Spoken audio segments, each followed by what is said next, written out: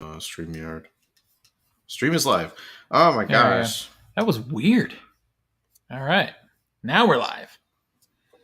StreamYard be acting weird sometimes. You never know. All right. You guys are ready? Okay, I confirm. We are, in fact, live. All right. Here we go. On the Universal S Epic. The what? I've got that one. On YouTube, it says Universal S Epic. Yeah, it did something to the... Yeah, I'll fix that later. Yeah, it's weird. All right, here we go. On this episode of the Culturesmash cast, AMC becomes a movie studio. Christopher Nolan is not backing down. And how epic is Universal's epic universe? It's the Culturesmash cast, episode 640 for January 31st, 2024. I'm Stephen Lackey, editor of the Culturesmash cast. Nico?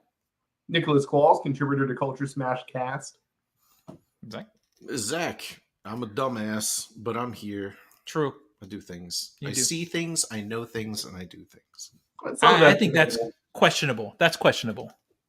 On which aspect? All of it. All of it? All of it's questionable. I don't see things? Yeah. You don't do things and you don't know things. I will say, you see things more than Steve. But everybody sees things more than me. You're setting the bar pretty fucking low. I'm just trying to help him. All right. I respect that. All right. So join us every Wednesday night live on YouTube, Twitch, and Twitch, because we're not doing Facebook anymore. Starting at around 6:15 CST. Follow us on your favorite platform. Any of those will work, and join the conversation because we do keep the chat open. So, and try our best to keep up with it.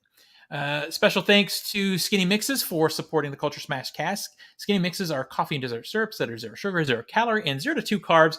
Head on over to skinnymixes.com and try some of their delicious syrups, such as the white chocolate and salted dark chocolate, salted caramel, and the variety of cocktail mixes they offer, including the margarita mix and their additional fruit infusions, which is a water infusion, which is great for a lot of things. Use promo code Culturesmash for 15% discount on your order. Spend $50 and get free shipping. So what's everybody been up to? Nico, what's going on with you?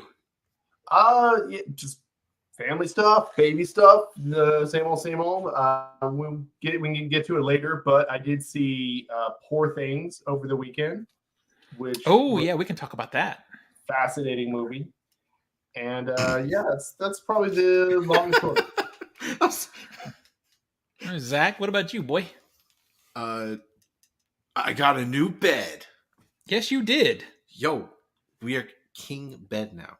Man, when you go to the king size bed, you can't go back. Look, it hurts, but it hurts. I have room on the bed. There's room for the cats. It's a bed. It is. Is bad. It's the simple adulting pleasures. And that's basically all I did over my weekend was basically set that shit up. Oh, wait. I went to the symphony. Oh, yeah. Yep. That's right. What did you see the symphony? Video games live. Oh, they do that every year now, don't they? No, they do it like once a decade. Is it? I feel like I just heard about it. No. Damn. Time flies. I took KJ. Okay, so what's really funny is, so it's the symphony playing all these video game themes while there's projection of like the game, and it's all synchronized and everything. There was like 2 games that I had played that they played. Everything else was like, oh, real quick. I mean, I've heard of it. Real quick, we got to pause real quick because my friend Jamie Hill is in the chat, better known as the mom from Skinamarink. Oh, hey. Is in the chat. Hey. What's happening? You were in a scene that you scared the piss out of me. It's so funny because we did a stream. She was on with me and Dustin on TikTok last week for about an hour and a half. And that was the first thing somebody said in the conversation. Yeah, it's the scariest scene like in a very long time. It really is. Just look under the bed. Yep. I don't want to. And she just says, hello, everyone. And now she's laughing at your weakness. She's laughing. Okay, everyone in that theater, you could feel that entire sold-out crowd just back away from the She's screen. laughing at the superior intellect. What is that from? I don't know. Do you know what it's from, Nico? I'm Nope. laughing at the superior intellect. It's from Wrath of Khan. Should have known that. Yeah. I was going to say, I didn't figure you would know, but I thought Nico might know. Well, cool. So for me, I had the terrible experience. And you actually referenced this too in our pre-production talk, of realizing that there's so few movies in January that we've seen everything. Yeah. Our local art house theater, we've seen everything, so we couldn't go to the movies. Well, our art house theater is basically, it's the Oscar leftovers. Yeah. So which we've seen them all. Yeah, we've seen. Yeah. And I really wanted to hit 12 movies for January because that's the average that I have to hit for 150. And I'm not going to like get screwed again and not finish it this year. So any month I can hit 12, I'm going to hit 12. And I did, but I had to go like really scratch the bottom of the barrel. I saw The Boys in the Boat. And I guess we could talk about that in a minute. But that's all I did this weekend was see that movie. Jamie says, you haven't seen Grotesque on Tubi. No, you're right, Jamie. It is, and I am maintaining on my gadget here. I am maintaining a list of movies, and Grotesque is at the top of it because that is another movie. That's a horror comedy that she's in. Really? It's over on Tubi. Yes. So Jamie she does a lot. She's a voice actress also. So yeah, she does a lot of cool stuff. Yeah. Mm-hmm. So it is definitely on my to watch list. So it'll probably happen this weekend, most likely, because watching movies during the week for me is stupid. I hate to say this. Which Grotesque? There's a 2009 and a 2022. It will be the 2022. Both on Tubi. Yeah. And they're both called Grotesque. Well, and the easy thing to do is look in the cast list. I just Googled it. And Yeah. it was like, oh, there's two of them. Yeah. I would just look in the cast list to make sure. She said I'm not scary in that one. So, all right. Let's see. Also, hey, what's up? Cameron is in the chat. Hey, everyone. Caveman. Hey, Caveman. Yeah. Hit the like button. He's right. Hit the like button. Welcome back, Caveman. You were with us last week. That's cool. So, yeah. So I just saw one movie, and I went and tasted hot sauce at the hot sauce place because I went to the mall to see the movie. So that's really about it for me. Did you follow it up with the moonshine place? No, I didn't, but I should have done that next time. Free now? Isn't it free? What's that? The moonshine samples they give, isn't it free? I don't know. It used to be. Yeah. Yeah, maybe. Because if you have hot sauce, you follow it up with alcohol to cut it. Oh, That's the reasonable thing. Yeah. Is that the move from the biggest hot sauce wuss there is? I mean, it is a known thing. Tis known. Tis known, Khaleesi. All right, so let's get into the movies because we've got a few stories to talk about. Let's look at the box office. And it was funny because when I sent this out, Zach originally thought that I didn't change the box office because literally... Yeah, looking it at the didn't top change. 10, it's like, wait, isn't this last week's? Because nothing came out last week. There was a Snoop Dogg had a movie come out. It was the only wide movie, and that one was barely wide. So here's the list. Number 10 was Night Swim. It made another $2 million. It's made 26.7 so far. Number 9 is American Fiction. It made another 2.5 million. It's made 11.4 in total. Number 8 is Godzilla -1. I'm happy to see this one still in the top 10. Well, it actually got a bump because it got re-released, which is, I know we're talking about clunky Japanese movie titles, but Godzilla -1 minus color is still not the weirdest Japanese titled name I have ever heard. That's true. That's true. No, it's not. I think it is clever how they titled that as the black and white version of the movie, but it can be confusing.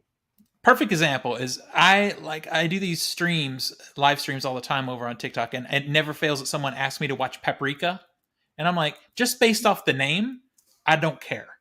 But it's supposed to be great. I know. I hear it's great. It's a weird ass name.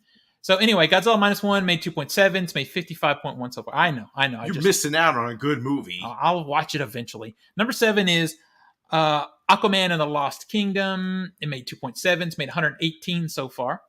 People keep seeing this movie. Number 6 is Poor Things. It made 2.9 million. It's made 24.6 so far. Do we stop and talk about this here or after the list? Let's talk about it. What? What'd you say, Nico? You Knock out the list. Knock out the list. All right. You suck. Number 5 is Anyone But You. It made 4.6 million. It's made 71 million so far. Number 4 is Migration. That one made another 4.8 million. It made 101 million. My sister took kids to see this movie, and even she was like, man, this wasn't very good. And she's so easy to please. I'm like, oh, damn. All right. Number 3 is Wonka. It made 5.6 million. It's made 194 million, almost 195 million so far. That movie is sticking around about as well as I thought it would. Well, it is, and also January's been real bad, so that's one reason I thought it would stick around. Man, it's a good thing somebody bet on that one and not Aquaman. Number 2 is The Beekeeper. It made 6.6 million. It's made 41.5 million so far, and people are loving this movie. And I understand a weak script and just doing a fun action movie, but the action scenes in this movie I didn't think are very good. So I don't know. I guess it's desperation. We are solely in fuck you, it's January. Yeah, it's relative of whatever else is out right now. Gotta be. You put this up against Mad Max, and this movie doesn't exist anymore. Yeah, that's okay. That's like putting a can of Spam up next to a steak. It's like, for real? Okay. That's an unfair competition. It is. I would say if you put this movie up against something like Upgrade, for example. Upgrade is a badass little low-budget action movie. That's how you do low-budget action, Upgrade. It's so good. Number 1 is Mean Girls. It made 6.9 million. It's made 60 million so far. And opening new this week, the only thing is Argyle. And then at the time I got the percentage, it was 34% of Rotten Tomatoes. So, that's going to be a bullet. That's going to be a painful bullet in my butt when I see that this weekend, because I'm definitely seeing it. So, telling you now. Don't tell me. Well, I think there's an after credits scene. Oh, great. Not the extended universe. Let me just double check that. It's going to be... yes, there is a post-credit scene. Oh, someone says in the chat that they dislike hot sauce. That makes me sad. Jamie, hot sauce is delicious. Join me in the hot sauce hatred. You a little bitch, though. That's a problem for you. I have no defense because it's true. No lies All right. detected. So finally, the three of us have seen Poor Things. Yes. So Zach and I have talked a lot about this already, so I'm very interested to hear your take on Poor Things, Nico. I thought it was a very good movie and a very uncomfortable movie. Like, once you realize, I knew the spoilers, I guess. Well, spoiler warning for Poor Things.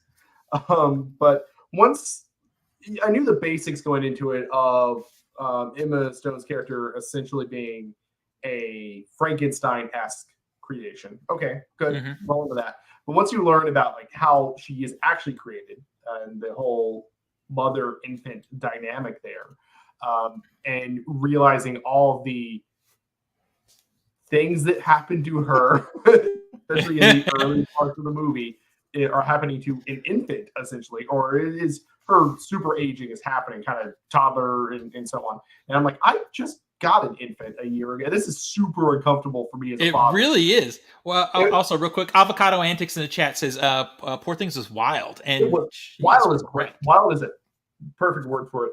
But it does a really good job of not really sexualizing the sexual content. Like, it's not period. It's not, hot and sexy. Yeah, it doesn't feel gratuitous, even though it kind of is in a few places, but it doesn't feel it. It's not like, ooh, look how hot this is. It's like, ooh, this is what's fucking happening right now.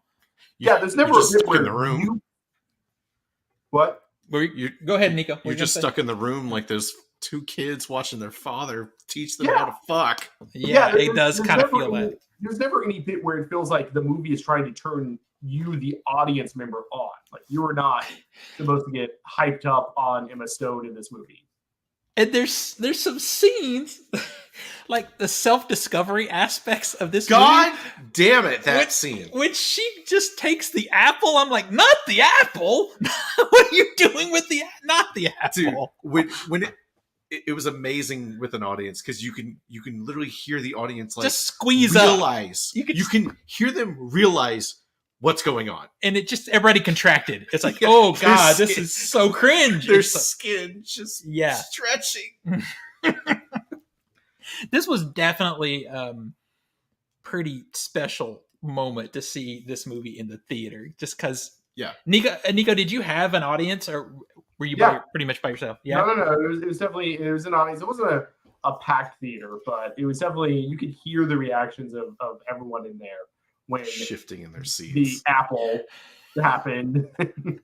Avocado says wrong fruit. Yeah, maybe you. I feel like she should have went for the vegetables. I mean, See, this is the horrible part because it's like I think it would almost be better if they just showed what the hell was happening, because by not, I'm going, what the hell is she doing with it?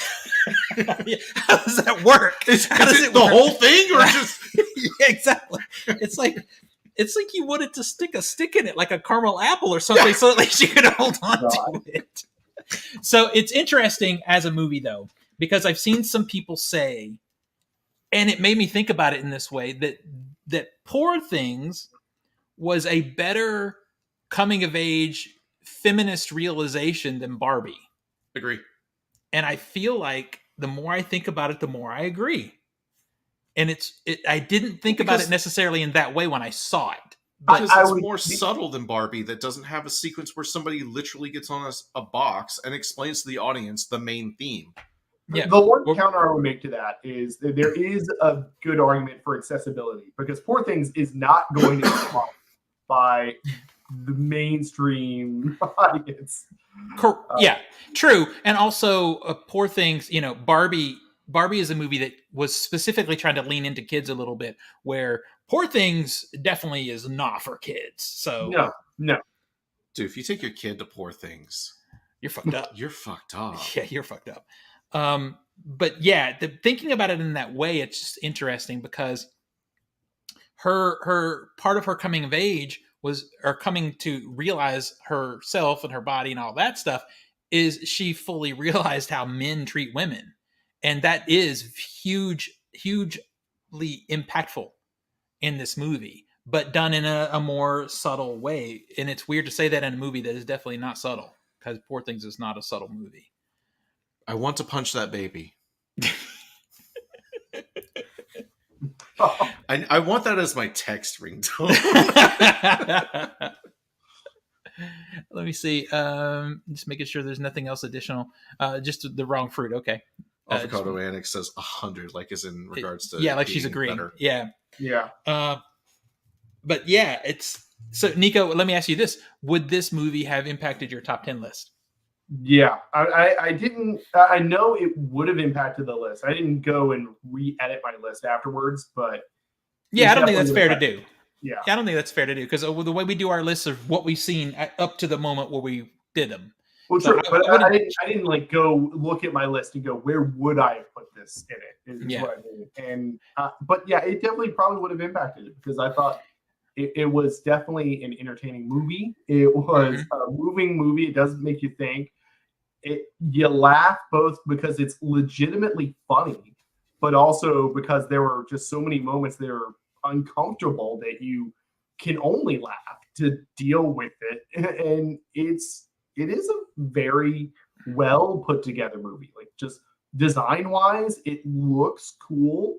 I love the pseudo alt history that it has going on. I love the kind of like manufactured stage setup of the world.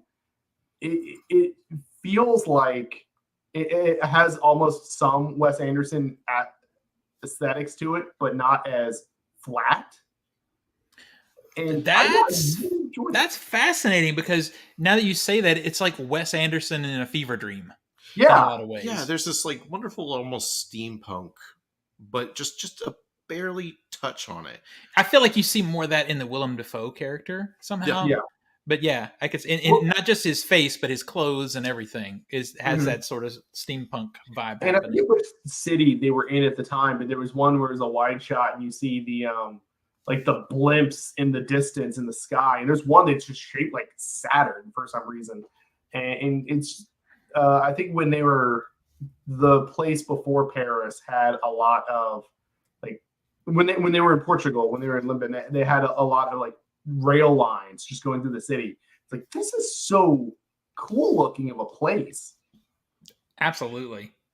That's why I'm kind of seeing the argument now that maybe this movie could slip in and take some of those production design and stuff like that from Barbie, which is the movie I assumed would win those awards. But now there's a race. Yeah. I don't know, because Poor I mean, Things both are very good. But yeah, I Poor mean, Things like was the more realization of the original. Barbie dream house and stuff like that is pretty stunning. But they had stuff to base it on. This almost feels more original, and they are crafting this. Mm-hmm. I mean, because the whole thing was shot on sound stages, but I mean, which is fine. It's going for this, and it's going for that aesthetic. Yeah, it's not trying to like pretend it's not, which cool. Is weird because it felt like soundstagey, but it's a world I could see that's livable, that's beyond a soundstage, like a lived-in world.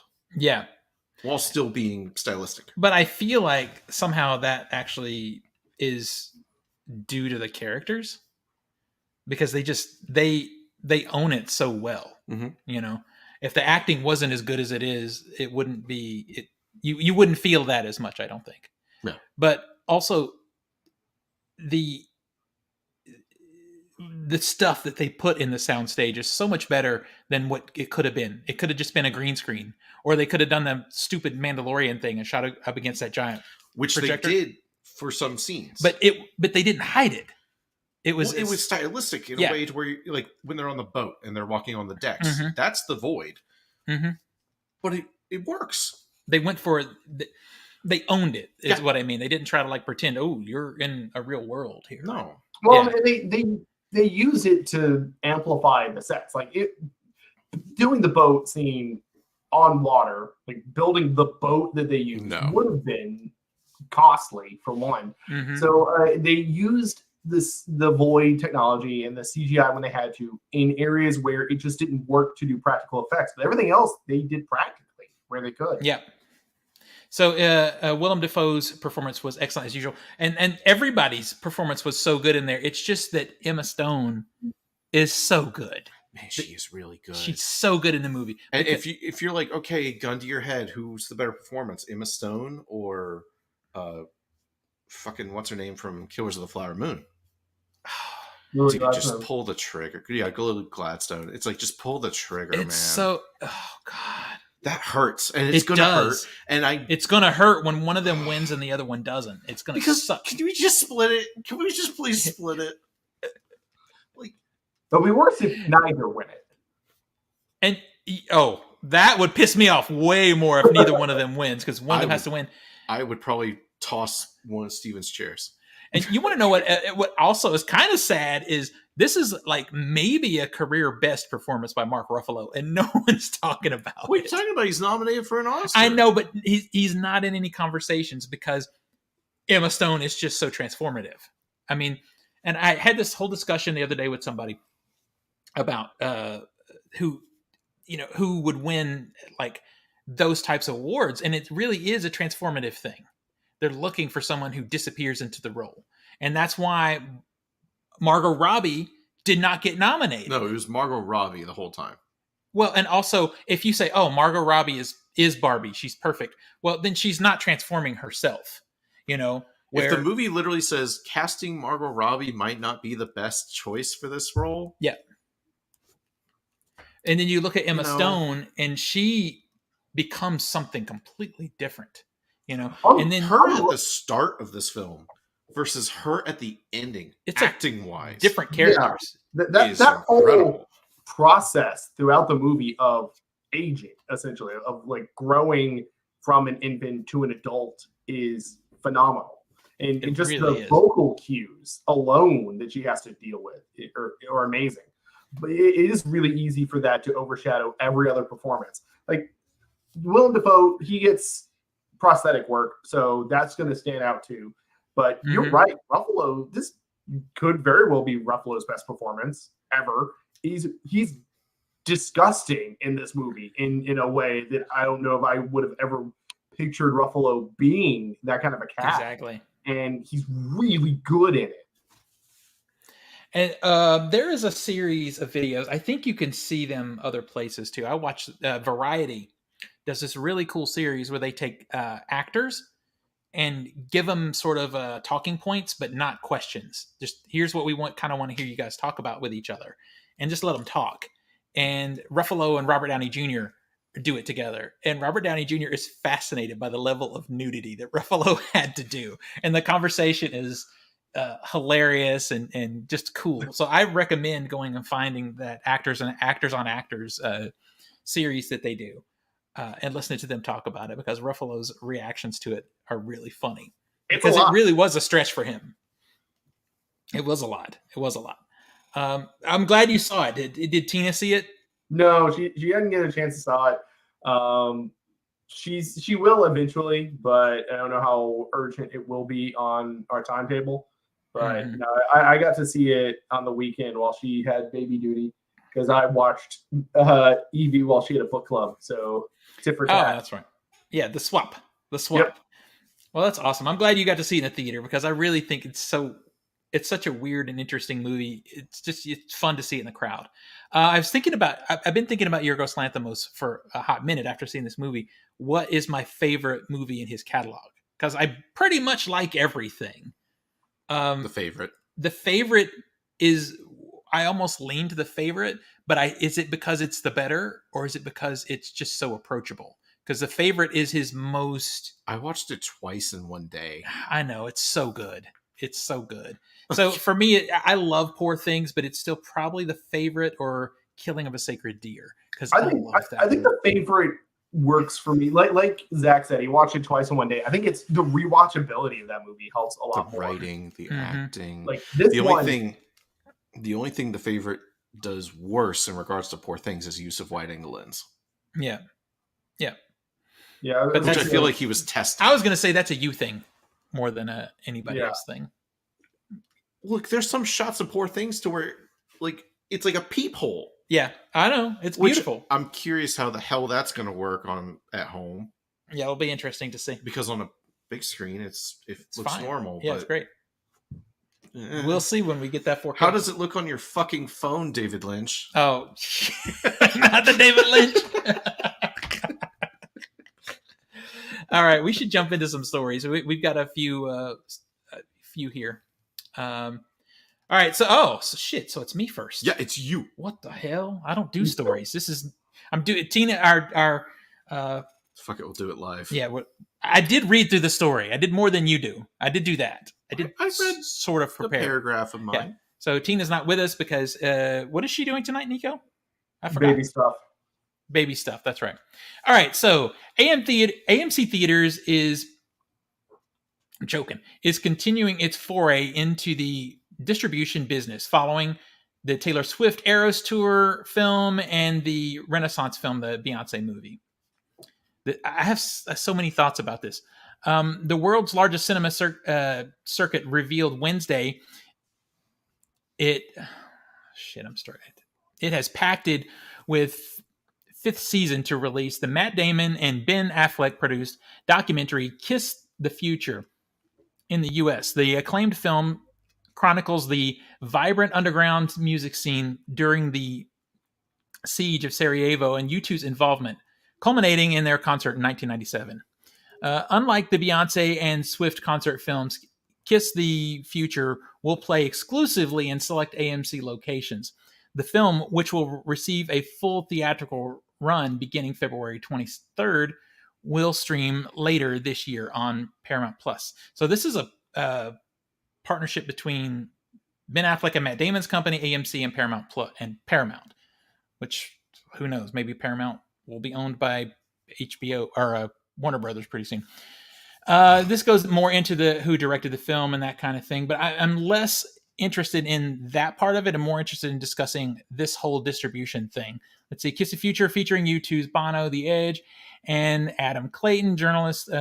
This just talks more about the movie. I want to talk with you guys about what you think about AMC becoming a distribution studio. That was the reason I put this in here to begin with. I mean, I guess my thoughts on it is it's not a remake. It's not a sequel. It's not a prequel. It's not a reboot. It's not based on anything. It's original programming. It's a documentary, which how often do those get released in widespread markets? Not the widespread. Yeah, the widespread market. I'm for it. AMC will host an early screening February 21st, and that will include an introduction by Damon and Affleck, as well as a Q&A featuring the director and other people that were in the movie. Fifth season. Okay, this is just about fifth season. So that's not even to the point of what got me curious about this is when the tables are turned and Disney, for example, wants to buy movie theaters to show movies, we don't like that. We don't like that crossing of the streams because it becomes monopolistic. Yeah, that's a monopoly of saying you will show this on your largest screen for approximately 3 weeks. We will have this on 4 screens, and you will say nothing or you won't get your film. Okay, so the flip side is if AMC going, we're just going to show this. Well, this is what it is now. This is their third movie, though. It gets bigger and bigger, and we get to a point where they're like, we have our movie. Maybe we want to give it the priority screens. What's the difference? I mean, this was the monopoly busting that was happening in early Hollywood in the first place when studios did own movie theaters. That was busted up because trying to stop what we're talking about right now. So it is weird now that we are getting into a similar place again because one, as more and more movie studios get bought up by larger movie studios, Disney buying up half of everything, Warner Brothers buying up half of everything, Amazon buying up half of everything. Yeah, so we're getting less independent studios, and then we're also getting less independent theaters because they're probably going to be a Regal or an AMC, and it's just going back into being a monopolistic market. We're not quite there yet because there's some competition, but it's not far off on the horizon. I don't know a good way to like it. Like, I don't have a problem with like this specific instance because it's not like this kind of movie is going to be the blockbuster that AMC is going to keep in its largest theaters for weeks on end. And it's definitely something will get people coming in, but it's not the same extent as, say, a Marvel blockbuster or something. Yeah, not that is what it used to be. This leads into my point, which is demand. This documentary, would you put on your largest screen? Is it going to sell that many tickets? I would say a medium screen, sure. Taylor Swift, absolutely. Put it on the largest screen because the demand is there. You're going to put some, frankly, I'm sorry, smaller film in a giant, your largest screens, you're going to cut your... See, that's not even my point, though. Of course, I agree with you. They're not going to do that. They're not going to do that. But this is until you get to this is a momentum that builds, though. Yeah, this is my thing. Yeah. They're doing a small movie now, but 5 years from now, are they doing a Marvel movie? Exactly. A Marvel level movie, and all of a sudden, that small movie doesn't get anywhere to be because they've got 5 screens for Disney and Warner Brothers, and the other 5 are AMC movies. You see what I mean? So if you don't like it one way, if you don't want the studios buying control of theaters, I think it's dangerous to like the theaters buying control of movies and becoming a studio. It's kind of the same thing to me. And what if you want to go see this and you're not in an AMC area? Location, right? Yeah, you could be the all largest real theater chain in the world. But it doesn't mean there's AMCs everywhere. Yeah. Is this exclusive to AMC? It is. Was the Taylor Swift film exclusive to AMC? No, but this one is. And see, that's what I'm telling you. You can see this sort of progression that's happening. I guess, to me, this is entirely dependent upon demand. If the audience is there, then it's justified. If the audience is not there and you're hijacking screens, this is a takeover. What I mean by that is, if everybody wants to go see Marvel, then put Marvel on enough screens to where you can occupy your audience. Okay, so let's talk about the demand. I get on Disney for doing that same shit when Doctor Strange came out and it was on 27 screens in a 30-screen theater. That's bullshit. Okay, so let me put it to you this way. Let's talk about the demand for a second. Yeah. Because I've been really thinking about this, and it just I don't know how to feel. So let's say you've got a big movie Mhm. that there's a lot of demand for. Yeah. But AMC gets maybe 2 or 3 or 4, 5 points on every ticket sale at most. But you've got an AMC movie that maybe only has a quarter of that demand, but they get 15 points or 20 points on each ticket sold. They're going to make more money on the smaller movie than they would make on the big movie because they own that movie. Okay. That is going to be me not going to AMC. That is Well, me and voting with my money. no, I agree with you, but you see what I'm saying? It's not about how many butts are in seats, it's about how many dollars are in the pocket. And that's the thing that's Okay. interesting to me. Then I won't be going to AMC like I haven't been going. And you won't since- have to because they'll make enough money off the people that do to make it profitable and stay the course. And okay, well, I'm going to put my obnoxious ass on the table. And But go, I mean, well, thank God I have a Regal and an art Yeah. house. And but does drive-in. to both of you guys, does that make sense though? No, I mean, I get it. Yeah, I do think it's a slippery slope. This film, like I said, it is not dangerous on its own because it's not going to threaten the kind of studio theater chain warring that it could. But if AMC decided, you know what, we're going to put all of our money and we're going to buy the Bond franchise, buy a large franchise, and we're going to produce all the movies in this franchise. AMC is going to be the owner of. AMC buys Warner Brothers. AMC buys Warner Brothers and produces all everything there, which I mean, or Paramount. Where Paramount is seemingly shopping around for owners. Like so, AMC buys Paramount and produces all the Star Trek movies, and they are only available on AMC theaters. It's like that is a problem. And see, my initial instinct was to like really. Zach is on call for his day job, so he had to take a call. Good. Was to be supportive because the movie theaters have been struggling.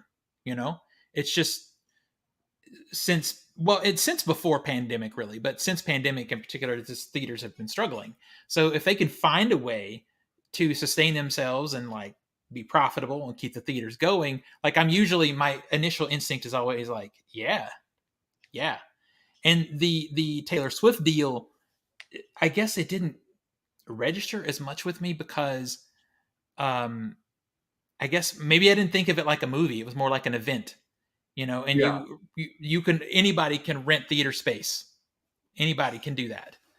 And that's so I what just kind of I took the events the same way. It's basically not that AMC is really producing the Taylor Swift or the Beyonce specials, but they've teamed up with a production company to put them in theaters. And that's fine. I mean, all theaters in movies are in some way a team up of the theater chain and the movie studios to put them in the theater chain. But the question is if AMC gets into actual production of making decisions on films, making decisions on the kinds of films that get made based on what they think its audience can support, pushing out other production companies that could be airing things in their theaters. It is a slippery slope. That doesn't mean we're going to go down that slope, but it has happened before. Like I said, and honestly, this whole thing, the reason we're in this position that we're in, and people can say whatever the fuck they want to say, but during the Trump presidency, that's when the deregulation of this whole thing started. There was lobbies that pushed from Disney, mostly, I think, if I remember correctly, pushed to get this deregulation happening. Because Netflix and Disney both want to own theaters. And now Netflix owns them. I don't know if Disney's actually bought any or not, because they sort of refocused in trying to buy out Hulu. And that's what they've been working toward. But that deregulation was put in place and opened up the floodgates during that particular presidency to let this happen. And the only benefit I would say to Disney buying theaters is I think they would be better run if Disney bought theaters. I've got a cheap AMC over by us, an AMC Classic that used to be a Carmike, and it is not in the best of shapes. And I know if Disney was running it, it would be a better product, but it would be a Disney product. Yeah. And see, at the end of the day, the thing that I don't want to see, like if I think I respect that AMC is experimenting with other avenues to stay profitable. But I think what happens is you have a 10 screen theater, for example, and you have 6 screens or 7 that are dedicated to Disney and Warner Brothers, and then you have 3 or 4 that are AMC movies, and all of a sudden Neon can't get a freaking movie in the theater. You know, A24 is big enough. I think they can always eke out a screen at this point. But these Bleecker Street, for example, is another company. I really like to look at a lot of the things that they put out. These smaller to barely mid-range studios that do independent stuff or import foreign stuff are going to struggle to get screens in the largest theater chain in the world. And that's the thing that scares me. So I don't know. I just find the whole thing interesting. I think it's really, really early days, but it's really something interesting to watch and see how it's going to go. Agreed. The other side is it's a documentary being put in the theater, which is kind of cool. I'll probably go see it. Yeah. Well, actually, no, I'm not going to freaking go. I won't see it in the theater because I don't have an AMC close to me. And I have the Regal Unlimited, so that's where my loyalties lie. So I probably won't see it in the theater. Damn it, I'll watch it on Paramount Plus. That's what'll happen. All right, so while Zach's on his call, let's skip ahead to your story, and we'll come back to him. All right, from the Hollywood Reporter, Universal Orlando Resort has revealed the first look of one of 5 new lands slated to open as part of its Universal Epic Universe Park in 2025. It also confirmed the themes of 3 additional lands. First up, we have Celestial Park, a land that is said to put the park back into theme park with gardens, waterworks, fountains accompanying an astronomical and mythological inspired architecture. It's supposed to be the gateway into the rest of the park and will feature in-park accommodations, fountain shows, a wet play area, a carousel, dual launching racing roller coaster, and themed restaurants and shops, which that part kind of makes it seem like it's going to be like a Disney Springs kind of area.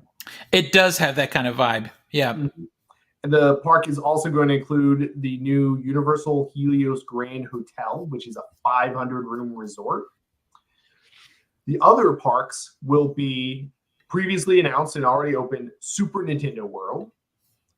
Then we have, unsurprisingly, the Wizarding World of Harry Potter, Ministry of Magic, which is going to be a blend of the 1920s Paris-esque era of the Fantastic Beasts films, and of course, the British, more closer to modern day world of Harry Potter.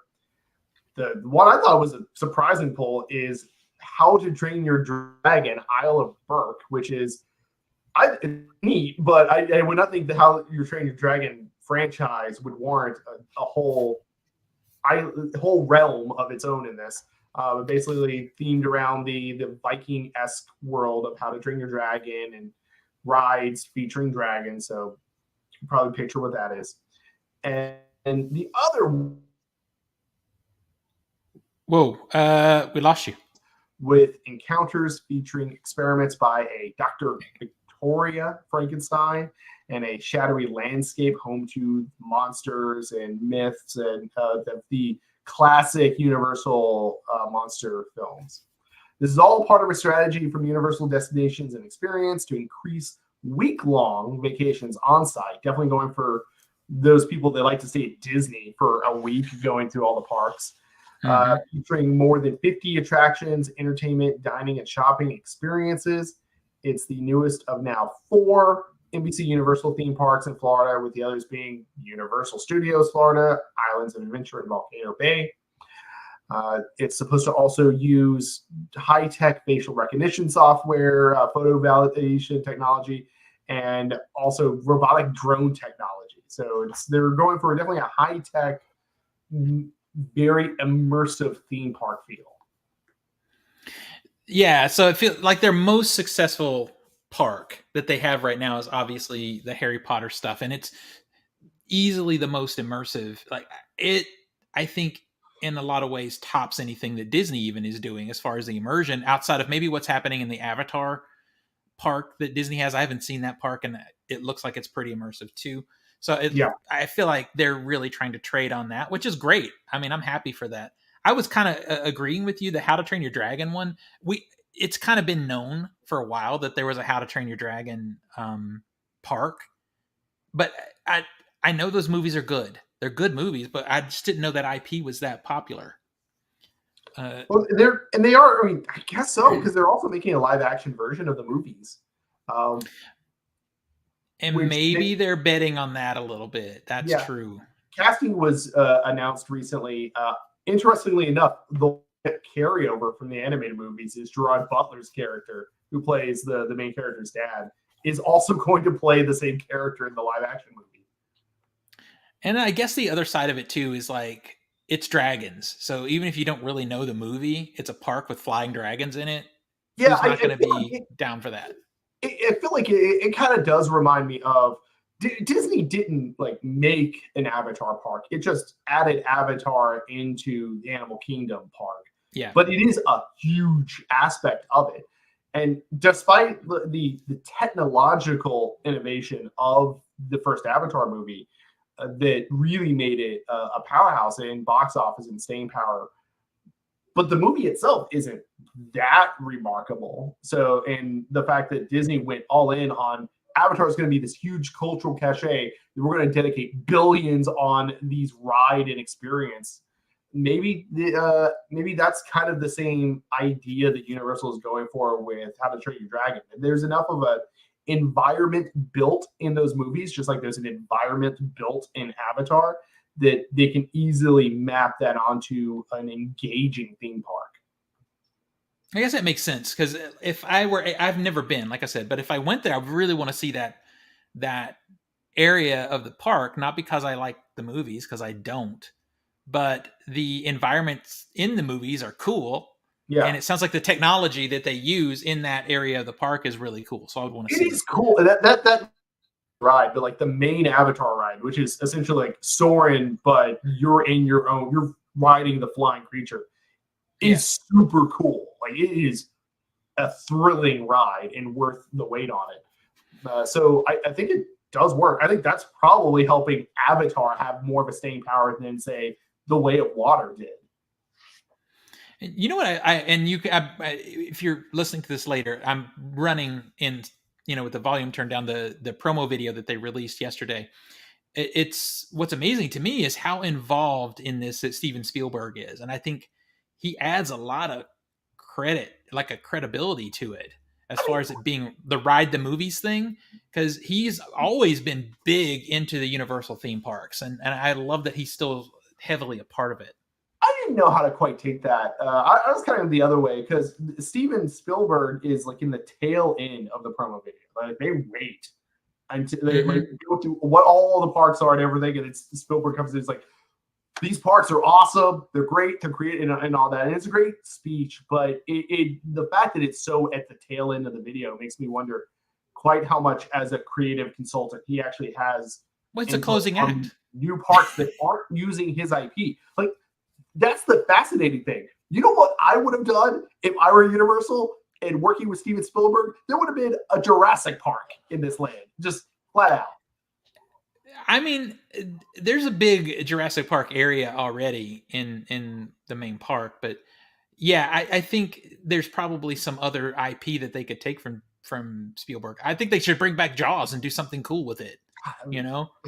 I mean, they got water work parks in the Celestial. Maybe they could put Jaws in there too. That would be amazing. But I feel like he's more like playing the executive producer role in this situation, where he comes in, he helps with the marketing, he helps with the funding, and just kind of like, does the executive producer thing, which is cool. Mm-hmm. That he cares enough about it is pretty neat, unless he's just doing it for a check. But I don't think Steven Spielberg needs a paycheck. I think he's probably good. Yeah. He's probably doing all right. Interesting things about this, like we had to talk about it because when this video dropped yesterday, it took over the internet. It was everywhere. Everywhere I went was there were people playing the video, talking about it, just talking about everything, because it's such a huge, huge undertaking, I and think it's not that far off. It's in 2025. that was exactly what I was about to say. Is that it's so close? Like I'm used to Disney initiatives taking years, and I don't know how long this has already been in development, but the fact that it's opening next year is a really quick timetable. Well, I know some of the construction started pre-pandemic, and they took advantage of the lockdowns and and expedited a lot of it during that time, because I remember watching a lot of videos of them just being able to go in there and work 24 hours a day, whereas a lot of times certain things they would have to do around park hours and stuff like that normally. So maybe that helped. Yeah. But I think the hotel situation is something new and interesting. That particular resort is not connected to the park. It's inside the park, which is, I think, the closest thing that Disney has is the now are about to be defunct Galaxy's Edge thing that they had, the Star Cruiser, Yeah. because that was technically inside the park also, but I think it's closing. Yeah, That thing was, they're shutting that down. I don't know what they're doing with the area, but it's a shame. That thing was just too expensive.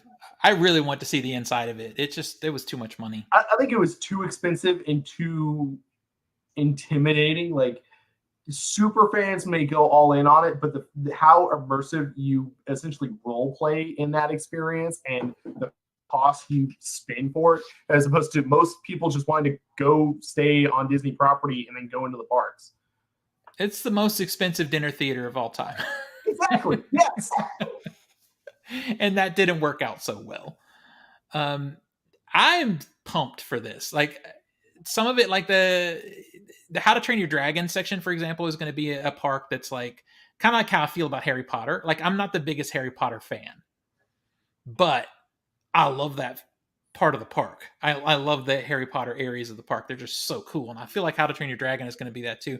But the thing I'm really desperate to see more about is the Universal Monsters section of the Yeah. park. Agreed. I feel like that's going to be so much fun. But low key, we have a group outside of here that we all went to we did a big Universal trip in 2015, and 2025 is the 10-year anniversary. So there's some discussions of doing the 10-year anniversary and going to see this new park. Although it's going to be crowded as hell that first year. Yeah. And I'm curious to see about what the cost is going to be, because literally now there's so many parks. You could do that whole Disney thing. You could do a week and do a different park every day. So it's super cool. I'm excited. I'm excited to see all of this. I love theme parks. I love rides. I love roller coasters. So I'm here for it. I can't wait to see more.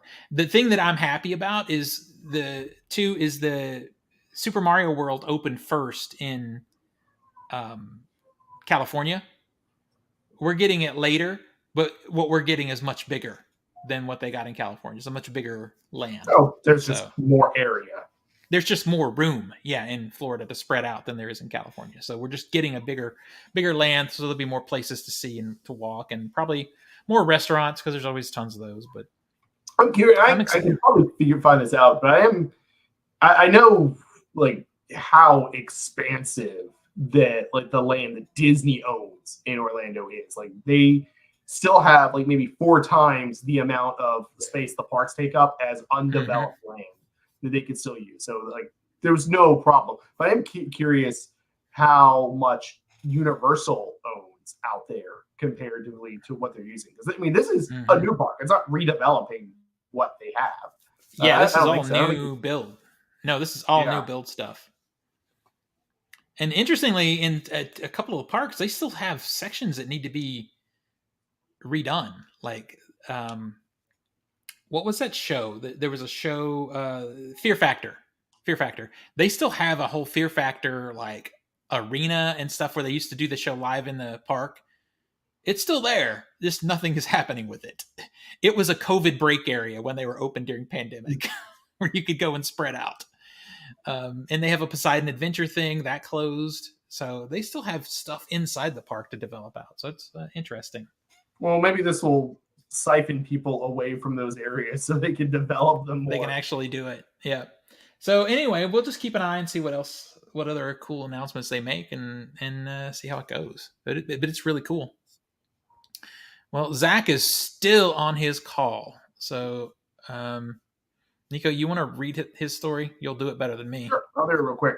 So Christopher Nolan appreciates all film projects, big or small, but he says that he will likely continue working on large-scale productions, according to an interview with Time Magazine published online.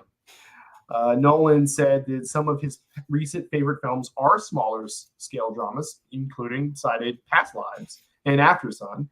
And though Nolan admires those, he says that he feels a, quote, responsibility to continue making blockbusters, huge cast, huge budgets. His quote is, "I'm drawn to working at a large scale because I know how fragile the opportunity to marshal those resources is."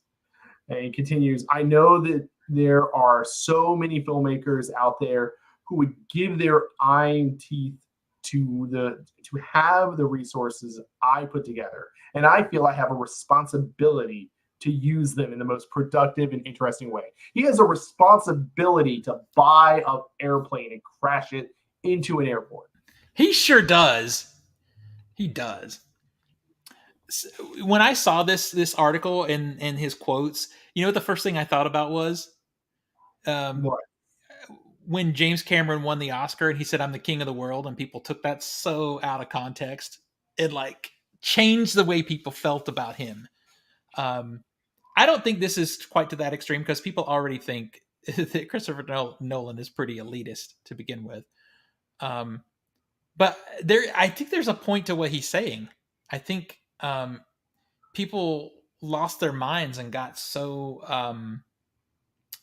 like over the moon about how he made a big movie and it made a lot of money, with Oppenheimer. And Mm-hmm.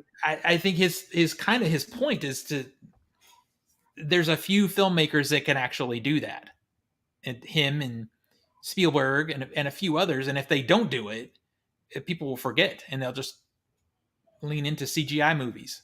Yeah, would you rather the money that he spent and the that he got to spend making Oppenheimer, which is this visually engaging, very practical movie with huge ensemble cast with big stars, go into Ant-Man and the Wasp: Quantumania? Yeah, exactly. Well, but it wouldn't, and that's the thing. Those movies are done for cheaper. Although I think in the article it says this was $100 million movie, which is a lot of money. But Tenet was 200 million. So it's in the scheme of Nolan films. Yeah, It's not he his bought an most airplane and expensive. crashed it into an airport. Exactly. But I think the point is to make those movies, have them make money so that the studios continue to see we should do these movies. We should do these movies for the awards and for all that, but they make money. Yeah. And the only way other younger filmmakers are ever going to get the resources that Nolan gets is if people like him continue to show that this kind of filmmaking can make money. And I think it's like government budgeting, basically, or budgeting anything in either government or a large corporation or something. You have to use your budget, or it gets cut down next year. You have to show it's being used so that you can maintain budgeting levels and maybe get more.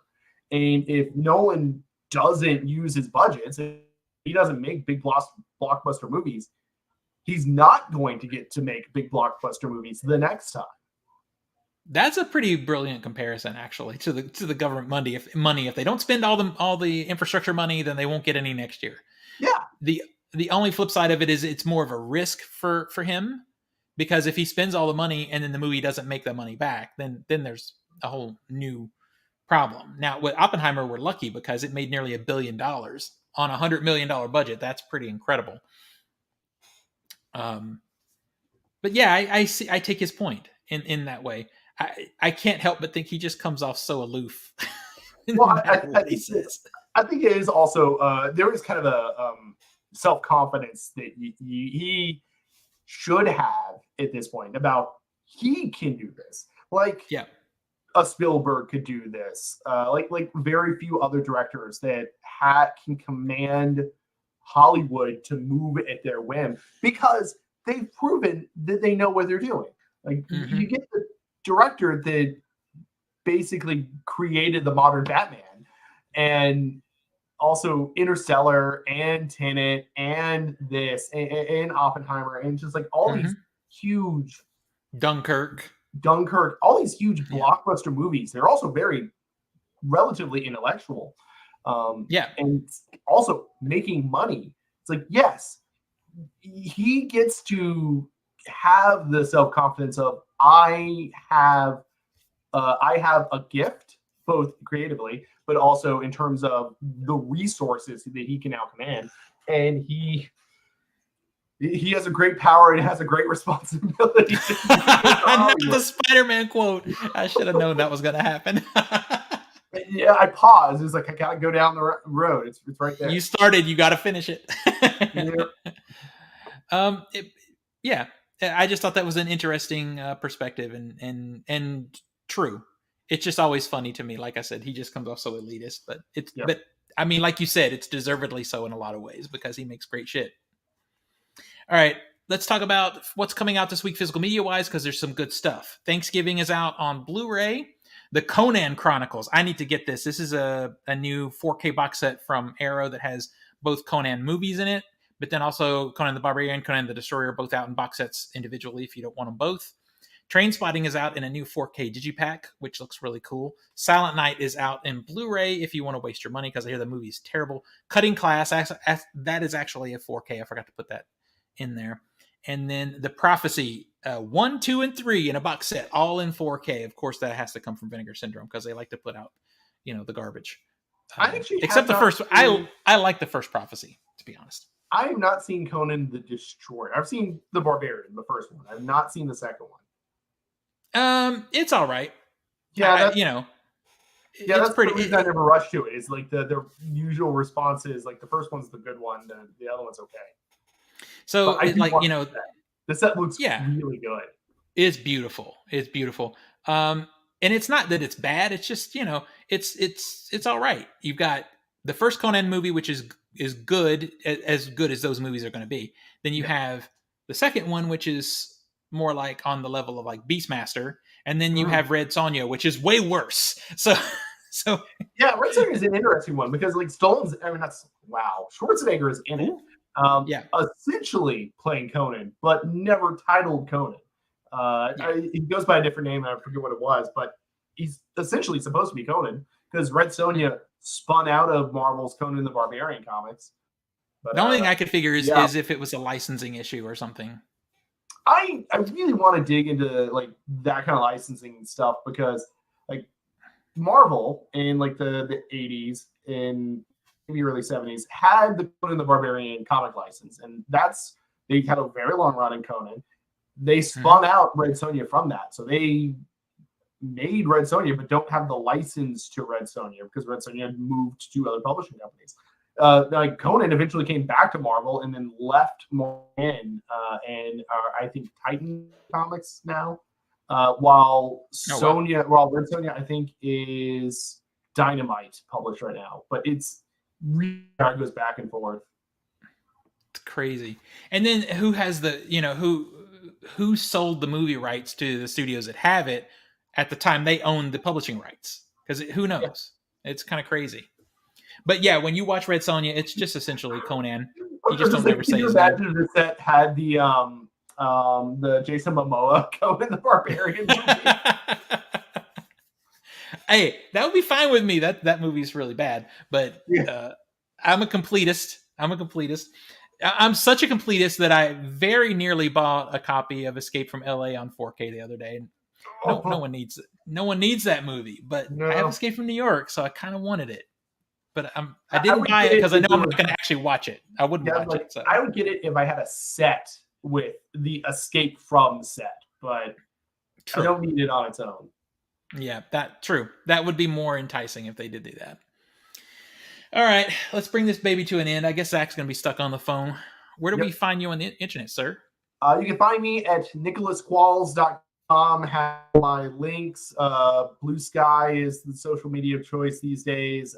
Instagram, I post book reviews. I'm going to put a new one up, my 6th book of the year, probably tomorrow, or a book called Black Sun, which is a neat Mesoamerican kind of spin on fantasy, which is a lot of fun.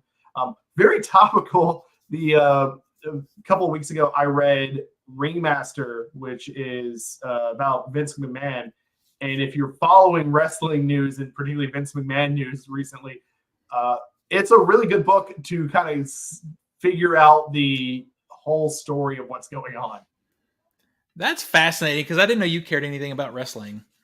I don't. I watched Iron Claw, and the guy who wrote, or the person who wrote the book, I'm sorry, also wrote a fantastic Stan Lee biography that I read last year. Oh wow! I said, wow, I didn't know that. That's cool. Yeah, it's great and very depressing, and so is this one.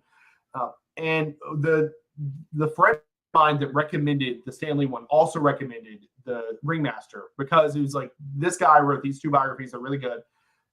And so I just had space on my docket. I was in a wrestling mindset because of Iron Claw, so I read it, and dear Lord, Vince McMahon seems like a terrible person.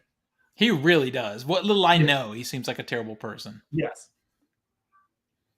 So find Zach at Master of the Matrix 94 on Discord and on Instagram. There you go. Find me at OTS Movies on TikTok and Letterboxd. I'm doing a Pushing 150 where I'm going to see 150 films in theater this year. And I'm rating and mostly reviewing every single movie over on that Letterboxd account. And over on TikTok, I posted daily videos over there about physical media and filmmaking, that kind of thing. And also doing Wednesday night streams with people in the filmmaking industry. Tonight, we are talking with the head of acquisitions for MVD Entertainment, which does boutique releases of movies like Swamp Thing and The Ghoulies, those kind of things, like 60s, 70s, 80s, and a little bit of 90s sort of retro stuff. They're a really cool company. So follow me on all that. We'll see you about next week. Bye, everybody.